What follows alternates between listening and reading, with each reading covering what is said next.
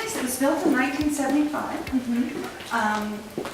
But Mrs. Wilson donated the money for it, and this is her. There hasn't been a lot of renovation done to the house since 1975. A little bit in the master bathrooms, and then we've redone the kitchen. I think the flat roof provides some challenges when it comes to roofing and leaks and rain and things like that, but I do love the space. This is what is called the Sandra Day O'Connor Suite that we're going to. And she stayed there. President Henry, very close to several of the Supreme Court justices. And so she was able to come here and give a lecture by iCards. And those were my great Aunt Florence. She was a private secretary to J.P. Morgan. And so she traveled with him. She was in Paris with him and she bought these. And it's what's called a blanket chest.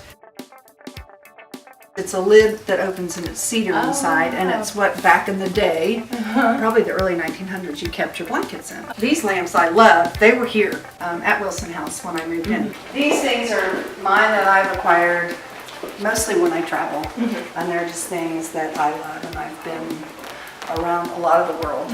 These are kind of my treasures. Yeah. What's your favorite place that you visited? Oh gosh, I would have to say probably Botswana in Africa. We can have a sit-down dinner for 45 or so. They say 50 in the house. I haven't had to do that yet, but I can't wait to. This is my furniture from my home that I brought. I like to say I eat dinner here, but I don't. If I don't eat in the camp, I kind of fix something and have my slippers on and I'm over here. Right. These I bought in Marrakesh, Morocco. And actually I was traveling with former President Henry and his wife Jan. But I got this at a local gallery here, JRB.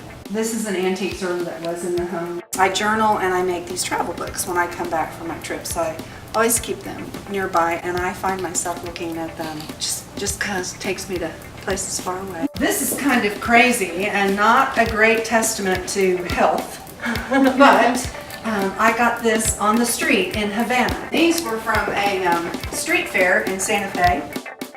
I actually bought this desk at a consignment store because I work at my computer, which is just sitting out there where I can see what's going on. There's other things from my travels in here. There's a shadow puppet there from Indonesia. This is also from Morocco. It was really wonderful to see the man that were making these. This I painted.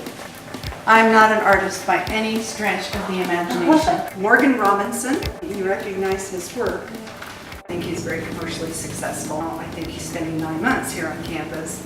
Professor White, and he taught in the OCU art department, I think in the 40s and 50s, which is when he painted this. Why did you decide that you wanted to live in this house?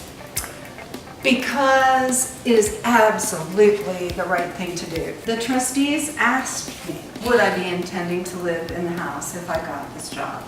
And I said, yes. I live here because, I mean, there's just so many things that I need to be here for in the evenings that if you're home 10 miles away, you're less likely to come back for.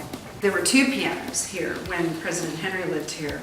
One was his personal piano and then this one, which was donated to the school. So I can't wait to have students over that can play, because I can't. A studio up in Edmond on Broadway, and he did these. Asked for 2 pieces to be framed, I'm going to frame them, that were done by a woman who taught in our art department, like in 1904, or way in the early 1900s.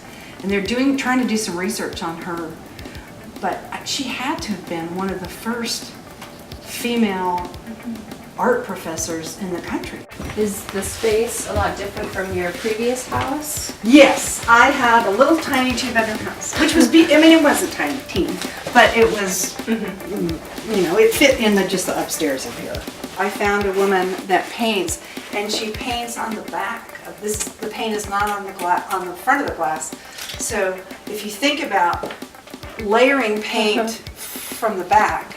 She had to do the black lines first and then obviously these and then build paint on top of it. It's pretty cool. Got more Cuban street art in here. This, I got at a charity event and I've just always loved it and I never had a place for it. Same aunt, great aunt that had the iCart prints, these were hers. And she ran away from home in Illinois, went to New York City to become a secretary, which back in that day was really a big deal.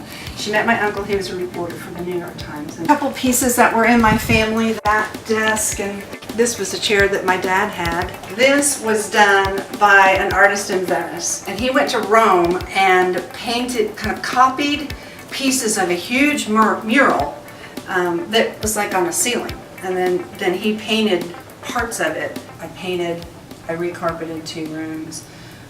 The upstairs bedrooms had popcorn ceilings. So our guys here, the facility staff, did almost all of that work. Well, they did all of that work. And I'm forever grateful.